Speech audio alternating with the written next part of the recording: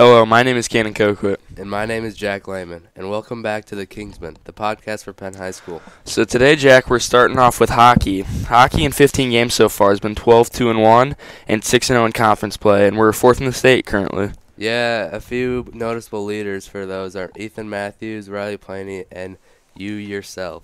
With Ethan Matthews has 14 points, which is basically goals and assists combined. That's right. And then Riley has 13 and you have 11. Yeah, and then following that, Jake has 10 points and Avery Rivard has 9, and then Keenan Donzie has 8. What does it mean to have a junior class stepping up and putting up big numbers like that? You know, it's big, Jack, especially being veterans on the team now. We know what it takes. We've been on the team for 3 years, so we really are just trying to contribute to the team as much as possible, and we're all stepping up and playing bigger roles for the team this season. But it's not just us. The seniors have been great leaders on this team. They're the ones that have been setting us up to succeed, and they're the ones that have really been getting us going. Yeah, you juniors are doing really good, and you guys will be a good senior class next year. How important is it for you that Avery is putting up big numbers as a defensive man? Yeah, you know, it's big. Me and Rivard, we're line mates together. I have 11 points, he has 9, so it's really big. We're able to help each other out, get some points, and it's big that we're both defensemen playing not only in the defensive zone strong, but we're also able to contribute in the offensive zone. So we're playing both sides of the ice. We're really able to put up big points for the team. Yeah, it's really amazing how both you and Avery are defensemen, but are both in the top 5 for points overall. Yeah, absolutely. So we played Culver yesterday. They're one of the top teams in the state, always been good.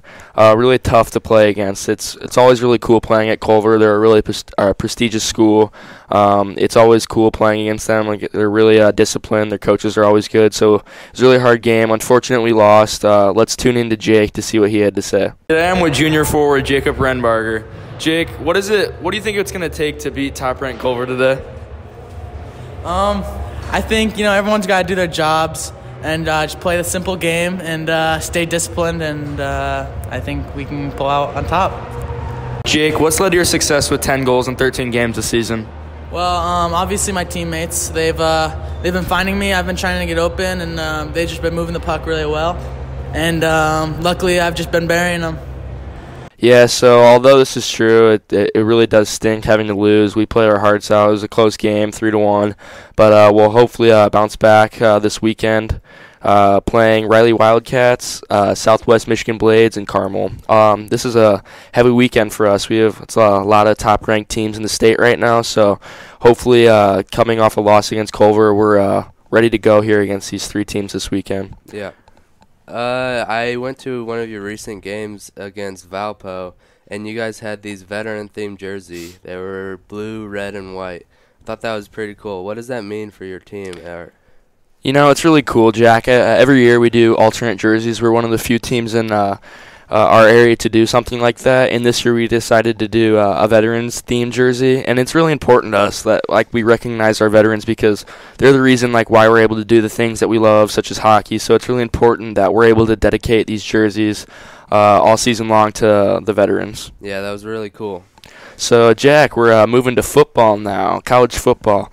The college rankings are out right now with LSU, Ohio State, Clemson, Alabama, Georgia, Oregon, Minnesota, Utah, Penn State, and Oklahoma in the top 10.